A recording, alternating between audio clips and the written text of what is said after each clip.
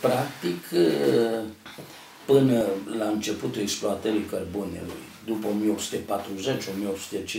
mă rog, au fost primele prospecțiuni și a început exploatarea în galerii, sus la dealul Negri, acolo a fost prima galerie.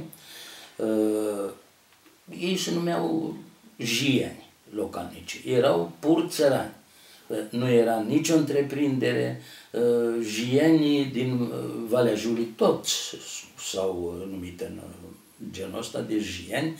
Un nume dat se pare de către hațegani, că ei se ocupau cu păstoritul, creșterea animalelor, în special păstoritul, și pentru a individualiza față de restul oierilor hațegani, cărora ai noștri le-a spus gugani, și novăceni,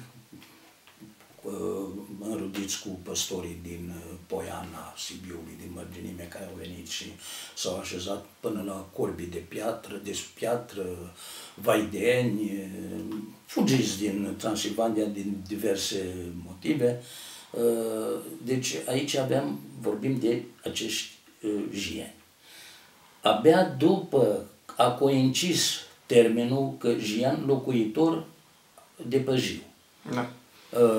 Bine, după ce au început să vină din Imperiu muncitori cu duiumul la minele de cărbune, nu mai corespundea termenul, ea nu mai erau jieni, erau venituri, cum le spuneau în dispreț cei localnici de aici.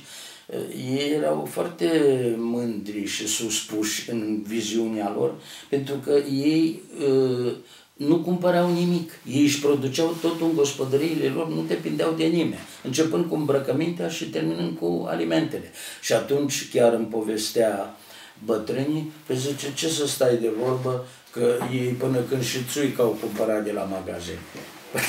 Aia era unitatea etalonă a înălțării. Deci eu, țuica meu, produceam în gospodărie și toate mi le produc acolo. Și atunci, întâmplător, nu că nu mai corespundea termenul, dar e o coincidență. A început să-și facă apariția acest termen de momârlan,